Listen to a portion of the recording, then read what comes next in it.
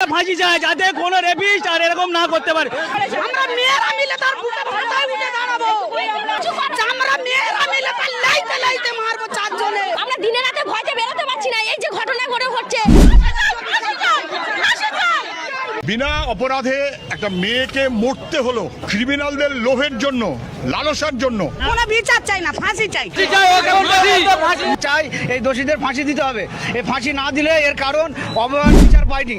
একটা সরকারি হসপিটাল থেকে সরকারি ডাক্তার ধর্ষণ হয়ে গায়েব হয়ে গেল, তার কোনো বিচার ব্যবস্থা হলো না। শান্তনু মণ্ডল দিন রাত ভোর একটা গ্রাম এক হয়ে যখন বাচ্চাটি নাবালিকাকে খোঁজা হয়, এক হয়, তখন কিন্তু হিন্দু মুসলিম ছিল না, গ্রামই ছিল। বডি উদ্ধার হয় যখন ধর্ষক যে নিজে বলছে যে এখানে বডি পাওয়া গেছে, ওখানে বডি পাওয়া। প্রিয় দর্শক, ইতিমধ্যে আপনারা ভিডিওর গুরুত্বপূর্ণ অংশবিশেষ দেখে ফেলেছেন। আরো কিছু গুরুত্বপূর্ণ তথ্য আমাদের হাতে রয়েছে, সেগুলো তুলে ধরার চেষ্টা করব। তার আগে অনুরোধ করব, যারা এখন পর্যন্ত ভিডিওটিতে একটি লাইক দেননি, অতি দ্রুত ভিডিওটিতে একটি লাইক দিয়ে চ্যানেলটি সাবস্ক্রাইব করবেন।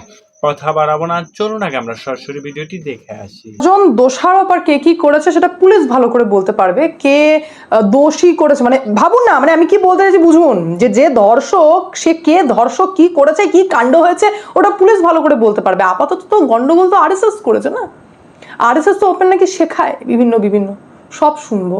সমস্ত পলিটিক্যাল পার্টি কতটা নোংরা হয়, কি ন্যারেটিভ সেট করে আমি সব জানি, কিন্তু আরএসএস সম্পর্কে শোনা যাবে না। রাষ্ট্রীয় স্বয়ংসেবক সে নিজেই নিজেকে বলছে যে আমি সেবক, তাকে পে করতে হয় না, সে প্রণাম শুরু করে হাত এইভাবে উল্টে, দিন শুরু করে হাত উল্টে, মানে কি দেশের স্বার্থে সে সবটা দিতে রাজি, সে নিজের জীবন দিতে রাজি। দাও করে না, দিয়ে দেয়, দেশের স্বার্থে দেয়। সেই রাষ্ট্রীয় স্বয়ংসেবককে নিয়ে এত নোংরা কথা, পুরোপুরি এইরকম টাইপের ব্যক্তি যে সমাজে হিংসা ছড়াচ্ছে। সে কিন্তু জানে না ঘটনা কি ঘটেছে, কে করেছে, কার জাস্টিস দরকার, কে মারা গেল, কে হলো বললো আমি জানি না, পুলিশ জানে। কিন্তু আরএসএস দোষী, এইরকম টাইপের মাইন্ডসেট রটানো, যে ব্যক্তি রটাচ্ছে সে তো বটেই, কিন্তু এনাদের মতো ব্যক্তিত্বকে কে হাওয়া দেয়? এই সিপিএম এর মতো আইডিওলজির দল, যে দলের কাল থেকে আমি দেখছি একের পর একভাবে চেষ্টা করে চলেছে যাতে রাজ্যে একরকম সাম্প্রদায়িক অশান্তি হোক। সেই রকম অশান্তি লাগানোর কিন্তু অলরেডি একটা বলি হয়ে গেছে। ইন্দ্রজিৎ তাঁতি 26 বছর বয়সী ছেলে, গণপিটুনিতে হত্যা হয়েছে। মূল অভিযুক্তকে সহযোগিতা করার সন্দেহে, আই রিপিট, মূল অভিযুক্তকে সহযোগিতা করার সন্দেহে তাকে পিটিয়ে মেরে দেওয়া হয়েছে। তার মানে সে কি করেছে, তার কি দোষ, অ্যাকচুয়ালি কি ঘটেছে কেউ জানে না, তাকে মেরে দিয়েছে। কেন মেরে দিয়েছে? কারণ এই রকম ব্যক্তি, যার ভিডিও আমি প্রথমেই আপনাদের সামনে চালালাম, এই যে আমির হোসেন যে নামটি বললাম, ইনি হিন্দু মুসলিম ইম্পর্টেন্ট না, ইম্পর্টেন্ট হচ্ছে সমাজে কিভাবে বিষ ছড়াচ্ছে। বারুইপুরে যে ঘটনাটি ঘটেছে সে ঘটনা অত্যন্ত নিন্দনীয়, এবং পুরো ঘটনাটি জানার পর আমি দেখলাম যে পুরো গ্রামবাসী এক হয়ে, পুলিশের ভূমিকা তো বলবো আমি আপনাদেরকে সবটাই বলবো, কিন্তু পুরো গ্রামবাসী এক হয়ে সিসিটিভি ফুটেজ চেক করে যখন বাচ্চাটির বডি উদ্ধার করে, তখন বিজেপির শান্তনু মণ্ডল সহযোগিতা করেছে ধর্ষককে, বলে তাকে ফাঁসিয়ে দেওয়া হলো। কে ফাঁসাচ্ছে? এই সিপিএম এর মতো নেতারা। এই যে নাম রয়েছে না, এই লায়েক আলী, যিনি নিজের স্বার্থ রয়েছে, এই যে বারুইপুর পশ্চিম বিধানসভার ক্যান্ডিডেট হয়েছিলেন, এইবারের ক্যান্ডিডেট হয়েছিলেন উনি, সিপিএম এর নেতা, এই যে লায়েক আলী, এনার বক্তব্য হচ্ছে যে বিজেপি হেল্প করেছে ধর্ষককে, সহযোগিতা করেছে, তাকে নাকি ছাড়িয়ে নিয়ে চলেছে থানা থেকে। আরে ভাই, যখন বডি উদ্ধার হয়েছে, যে শান্তনু মণ্ডল দিন রাত ভোর একটা গ্রাম এক হয়ে যখন বাচ্চাটি নাবালিকাকে খোঁজা হয়, এক হয়, তখন কিন্তু হিন্দু মুসলিম ছিল না, গ্রামই ছিল।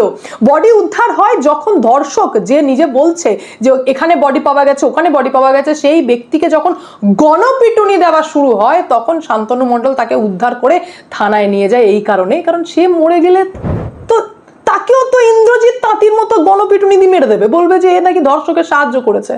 তাহলে তার হয়ে সাফাই দেওয়ার তো কেউ থাকবে না। মানে তাকে ঘেরার একদম দারুণ একটা প্ল্যানিং, এই মার একটা মব আসবে, মেরে দিয়ে বেরিয়ে চলে যাবে, কেউ কাউকে চেনার নেই, কেউ কাউকে দেখার নেই, কেউ কাউকে জাস্টিস দেওয়ার নেই, তাই তো? শান্তনু মণ্ডল তো ওই ব্যক্তিকে বাঁচিয়ে ভালো কাজ করেছেন, কারণ সে নিজের জান বাঁচিয়েছে, সে নিজের প্রাণ বাঁচিয়েছে। যে এরা তো আমাকে মেরে দেওয়ার প্ল্যান করছিল, যে সারা দিন রাত ভোর এক করে খুঁজলাম, এরা তো আমাকে ফাঁসিয়ে দেওয়ার প্ল্যান করছিল। বুঝুন সিচুয়েশনটা। খুব নিন্দনীয় এবং নোংরা ঘটনা। সেমভাবে আমি আর একটা ঘটনা আপনাদের সামনে তুলে ধরি, কারণ এগুলো প্রত্যেকটা না আর নেওয়া যাচ্ছে না, জানেন তো। দিনহাটার বামনহাটে 11 বছর বয়সী এক নাবালিকার ধর্ষণ আর খুন হয়েছে, আর যেটা করেছে গৃহশিক্ষক শফিকুল হক। এবার এই সিপিএম এর মতো ব্যক্তিরা কি করে জানেন তো, এই পেহেলগামের মতো অ্যাটাক হলে তখন বলে জঙ্গিদের নাকি জাত হয় না, আর আজ এই সিপিএম এর মতো ব্যক্তিরা এবং এখানকার নেতারা বলছে নাকি ধর্ষকের জাত হয়। ব্যাপারটা তো তাই। জঙ্গি অ্যাটাক হচ্ছে বা বিভিন্ন জায়গায় আমাদের দেশের বিভিন্ন রাজ্যে, এই যেমন রাজস্থানে একটা ঘটনা ঘটলো, 32 জন যুবক মিলে 13 বছর বয়সী নাবালিকাকে 5 দিন ধরে ধর্ষণ করেছে। এখানে কিন্তু হিন্দু মুসলিম অ্যাঙ্গেল দেখা হয়নি ভাই, ধর্ষণ হয়েছে, দর্শক যাকে তাকে ধরো আর ঠোকো। আমি এটাতে বিশ্বাসী, আমি এনকাউন্টারে বিশ্বাসী, আমি জাস্টিস চাই। তো হিন্দু মুসলিম অ্যাঙ্গেলে জাস্টিস চাই না, জাস্টিস আমি চাই যারা মেরেছে সে যেই হোক না কেন। কারণ আমার কাছে খবর রয়েছে আনন্দ সর্দার মেন অ্যাকিউজড, দিবাকর সর্দার, প্রভাস মণ্ডল, এই 3 জনকে গ্রেফতার করা হয়েছে। এনকাউন্টার করে দাও, বাস খালাস। কেন ভাই হিন্দু মুসলিম করে মাথে মারার তো কিছু নেই। আর আজকে সিপিএম এই কারণে 1-0-তে গড়ে, কারণ এদের আইডিওলজি, এদের কনসেপ্টেই প্রবলেম আছে। তো এই 3টাকে তো ঠুকে দাও, বাকি 3 জনের যে জিজ্ঞাসাবাদ চলছে সেটা দেখা যাক। আমি এই অ্যাঙ্গেলে দেখতে বিশ্বাসী। বাচ্চা মেয়েটার কোনো দোষ ছিল না। 4 তারিখে বিকেলবেলায় বান্ধবীর সাথে গিফট কিনতে বেরিয়েছিল, তাকে নাকি অপহরণ করা হয়, 50,000 টাকা দাবি করা হয়েছিল মুক্তিপণ হিসেবে। বাচ্চাটার এত খারাপ লাগছে আমার ভাবতে যে ধর্ষণ তো যা করা হয়েছে, একটি ভারী কিছু দিয়ে মাথায় আঘাত করা হয়, এবং অটোপসি রিপোর্টে এটা পর্যন্ত এসেছে যে লাংস আর স্টমাকে নাকি জল জমে মৃত্যু হয়েছে। তার মানে সেই বাচ্চাটিকে জ্যান্ত অবস্থায় বস্তায় বেঁধে পুকুরে ফেলে দেওয়া হয়েছিল। এর থেকে হিনিয়াস আর নোংরা ক্রাইম আর দুটো হতে পারে? আর আজ এই আন্দোলনটাকে হাইজ্যাক করে সিপিএম কি করতে চাইছে? আন্দোলনকে হাইজ্যাক করতে চাইছে, পলিটিসাইজ করছে। এটা তো হিনিয়াস ক্রাইম। এখানে তো ইমিডিয়েটলি প্রত্যেকের এক হয়ে যে ধর্ষক তাকে ঠুকে দাও। জাতপাত কিসের? জাতপাত কেন চলছে?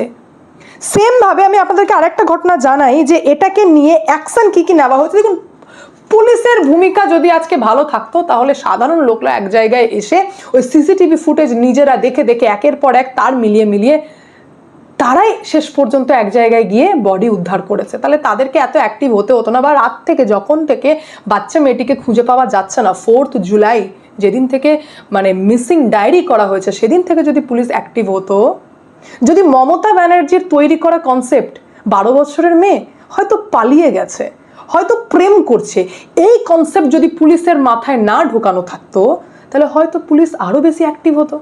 মেয়েটাকে হয়তো আমরা বাঁচাতেও পারতাম। কিন্তু পুলিশ ঢিলে ভাবতে থেকে গেছেন আগের সরকারের মতো, যে সরকার তো পরিবর্তন হওয়ার 2 মাস হয়েছে, হয়তো মেয়েটা পালিয়ে গেছে, হয়তো মেয়েটা প্রেম করছে। বুঝুন সিচুয়েশনটা। তারপর পুলিশ অ্যাক্টিভ হয়েছে। পুলিশ অ্যাক্টিভ যদি প্রথম থেকে হতো তাহলে মব লিঞ্চিং হতো, গণপিটুনি হতো না। পুলিশ যদি অ্যাক্টিভ হতো তাহলে মব এক জায়গায় তো আসতো না। তাদের বিক্ষুব্ধ জনতা, মানে ক্ষিপ্ত জনতা। কেন? কারণ মানুষ রেগে যাচ্ছে, কারণ কোনো অ্যাকশন হচ্ছে না এটা দেখে। তাহলে প্রাইমারি তো পুলিশকে কোয়েশ্চেন করতে হবে না যে ভাই আপনাদের ভূমিকা কি? প্রথম থেকে যদি আপনি অ্যাক্টিভ থাকতেন তাহলে না লোক এক জায়গায় হতো না। আমি এটাকে সাপোর্ট করি না। এই যে রেল লাইন 5 ঘন্টা ধরে বন্ধ করে দাও, একটা করে ট্র্যাক তোলো, বাইরে রেখে দাও, পুলিশের গাড়িতে আগুন লাগিয়ে দাও, পুলিশকে পাথর ছোড়ো। এই আইডিওলজি কোথায় থেকে আসছে যে পাথর ছোড়ো? কেন্দ্রীয় বাহিনীকে পর্যন্ত অ্যাটাক করা হয়েছে, সেই মবকে কন্ট্রোল করার জন্য পুলিশকে লাঠিচার্জ করতে হয়েছে। এবং সমস্ত কিছু দেখার পর সিপিএম হয়ে মুসলিম মেয়ে আর হিন্দু ধর্ষক, এটা কি অ্যাঙ্গেল দেখা হচ্ছে? আর তারপর কোনো কিছু হোক না হোক আরএসএস। তার মানে জাস্টিসের থেকে এখানে অনেক বেশি কনস্পিরেসি কাজ করছে, যা পরিষ্কার বোঝা যাচ্ছে যে টার্গেট সেট করা হচ্ছে আর ইন্টেনশনালি সাম্প্রদায়িক অশান্তি রাজ্যে লাগিয়ে দেওয়ার চেষ্টা করা হচ্ছে। হ্যাঁ না? সেম ভাবে আমি তো আপনাদেরকে দিনহাটার ঘটনাও বললাম, আর সেম ভাবে ওই একই বারুইপুরের পুকুর থেকে 72 ঘন্টা যেতে না যেতে আর একটা বডি উদ্ধার হয়, কৃষ্ণকান্ত হালদার, যার বডি উদ্ধার হতেই পুলিশ বলে ট্রেন থেকে ঝাঁপ দিয়েছে।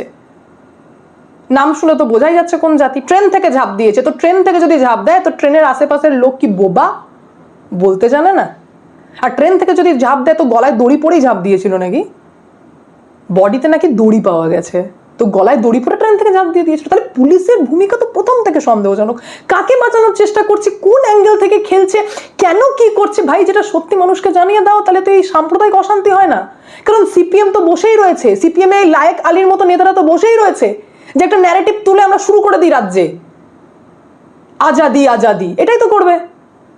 ইনফ্যাক্ট এটাও জানা যাচ্ছে যে কৃষ্ণকান্ত হালদার, যার বডি পাওয়া গেছে পুকুর থেকে, তার বাড়ি নাকি সেই 3 ধর্ষকদের বাড়ির পেছনে। এটাও মারাত্মক ব্যাপার।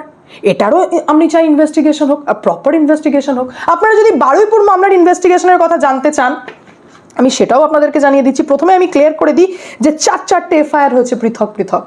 দেখুন, পক্সো হবে এটা স্বাভাবিক, খুন ধর্ষণের ধারা জারি হবে মানে লাগু হবে এটাও স্বাভাবিক। যেমন আমি আপনাদেরকে ধারা পর্যন্ত ক্লিয়ার করে দিই, যেমন বিএনএস এর সেকশন 65 ধর্ষণ, গণধর্ষণ সেকশন 2-103 খুন, 238 তথ্য প্রমাণ লোপাট এবং 61 অপরাধমূলক ষড়যন্ত্রের ধারায় মামলা রুজু করা হয়েছে এবং তার পাশাপাশি পক্সো অ্যাক্ট সেকশন 6 এর মামলা রুজু করা হয়েছে। কিন্তু বাকি আরও এফআইআর করা হয়েছে। একটা হচ্ছে গণপিটুনির, কারণ ওটা কেন ঘটলো, সন্দেহের কারণে মেরে দেওয়া একটা ব্যক্তিকে, এটারও জঘন্য অপরাধ। এবং তার পাশাপাশি পুলিশ এবং কেন্দ্রীয় বাহিনীর গাড়িকে অ্যাটাক করা, আগুন লাগিয়ে দেওয়া, এটাও জঘন্য অপরাধ। তো 4টি এফআইআর তো দায়ের হয়েছেই। তার পাশাপাশি যেটা ঘটেছে সেটা হচ্ছে যে এই যে বারুইপুরের অ্যাডিশনাল এসপির নেতৃত্বে 6 সদস্যের এসআইটি গঠন করা হয়েছে এবং যার জন্য এই এসআইটি, এই স্পেশাল ইনভেস্টিগেশন টিমই 3 জনকে অলরেডি অ্যারেস্ট করে নিয়েছে এবং বাকি 3 জনের জিজ্ঞাসাবাদ চলছে। টোটাল 6 জন রয়েছে, 3 জন তো অ্যারেস্টেড, বাকি 3 জনকেও জিজ্ঞাসাবাদ করা চলছে। তাহলে এটা হচ্ছে অ্যাকশন। ইনফ্যাক্ট 14 জুলাই পর্যন্ত বারুইপুর, সোনারপুর এবং নরেন্দ্রপুর থানা এলাকায় বিএনএসএস 163 লাগু রয়েছে, অর্থাৎ কেউ এক জায়গায় একত্রিত হবে না। কিন্তু সিচুয়েশন এত খারাপ তো যাওয়ারই ছিল না। এ তো পুরোপুরি ভড়কাও একটা সিচুয়েশন তৈরি হলো যেখানে পুলিশের ভূমিকা অত্যন্ত সন্দেহজনক। এবার আমার কোয়েশ্চেন হচ্ছে যে রাজ্যের মুখ্যমন্ত্রী শুভেন্দু অধিকারীকে, মাননীয় শুভেন্দু অধিকারী, আপনি সরকারে আসার আগে তো অনেক কথাই বলেছিলেন। এবার আপনি প্লিজ বাংলার ওই প্রবাদটাকে সত্যি করবেন না যে ফাঁকা কলসি বাজে বেশি। আমি বলতে বাধ্য হচ্ছি, কারণ এই ধর্ষক আমি নিজের চোখে দেখবো, সে ধর্ষক, একটা বাচ্চা মেয়ের বডি বেরোবে আর সে ধর্ষক, সে পুলিশি হেফাজতে আছে, আইনে যাবে। আরে সে তো বাচ্চাটাকে মেরেছে এই কারণে যাতে 10 বছর ধরে চলুক না মামলা, তারপর সে রেহাই পেয়ে যাবে। তারপর সে, এটাই তো আমাদের আইন কানুন। বাচ্চাটি বেঁচে থাকলে নিজের মুখে স্টেটমেন্ট দিত, তাহলে তাকে মেরে দাও, 10 বছর পর তো আমি ছাড়া পেয়ে যাব। এটাই তো আমাদের ভারতীয় আইন কানুন, এটাই তো বলছে। Lack of এভিডেন্সের বাহানায় ঠোকো। সরকার তো আমরা এই কারণেই পরিবর্তন করেছিলাম না যে আমরা ইউপির মডেল চাই, আমরা যোগী মডেল চাই। এখানে হিন্দু মুসলিম জাত, কে খ্রিস্টান, কে পাঞ্জাবি, আই ডোন্ট কেয়ার। যে ধর্ষক দিনে ধরা পড়েছে, রাতে ঠুকে দাও, সব ঠান্ডা। তাহলে সরকারকে এইভাবে স্টেপ নিতে হবে, কারণ আমাদের তো বর্ষা উঠে যাচ্ছে, সেই কারণে গ্রামবাসী এক হয়ে বলছেন চলো ভাই আমরাই জাস্টিস দিয়ে দিই। এই কারণেই না, সরকার যদি অ্যাক্টিভ হয়, সরকার যদি বুলডোজার চালায়, সরকার যদি অ্যাগ্রেসিভলি এগিয়ে আসে, তাহলে এই মামলাগুলি কিন্তু এত বাড়েই না। শুভেন্দু অধিকারী ভরসা দিয়েছেন, নির্যাতিতার বাবা বলছেন যে আমাদের ভরসা রয়েছে, তামান্নার মা বলছেন যে আগের সরকার তো ফেল না, অ্যাটলিস্ট এই সরকারের কাছে আমরা জাস্টিস আশা করতে পারি। পুরো বাঙালি পশ্চিমবঙ্গের মানুষের না শুভেন্দু অধিকারীর যে ডায়লগ দিয়েছেন মাননীয় মুখ্যমন্ত্রী, ওনার কথাতে প্রচুর ভরসা রয়েছে। তো আমরা এখনো আশাবাদী যে আপনি চরম অ্যাকশন নেবেন, আর এটা নিন। কারণ এটা যে অ্যাঙ্গেলে যাচ্ছে, এতে হিন্দুরা বদনামিত হচ্ছে, আরএসএস এর বদনাম হচ্ছে, যেটা সমাজ ভালোভাবে নেবে না। এবং এটা হিন্দুদের রীতেও নয়, এটা সমাজের রীতে নয়, এটা একটা সাম্প্রদায়িক দিকে যাচ্ছে, যেটা ঠিক হচ্ছে না। এবার এখান থেকে আপনাকেই আইনি ব্যবস্থা নিয়ে বিষয়টাকে উদ্ধার করতে হবে। এবং সব থেকে ইম্পর্টেন্ট ব্যাপার, যে পুকুর থেকে যে বডিটি পাওয়া গেছে সেটাও মিস্টিরিয়াস, এটারও আমরা ক্ল্যারিফিকেশন চাই এবং সমস্ত তথ্য প্রমাণের দিকে আমার নজর রয়েছে। আমি যখনই এটা ডিটেলস পাবো এবং আপনাদের সামনে আমি অতি অবশ্যই তুলে ধরবো, কারণ এই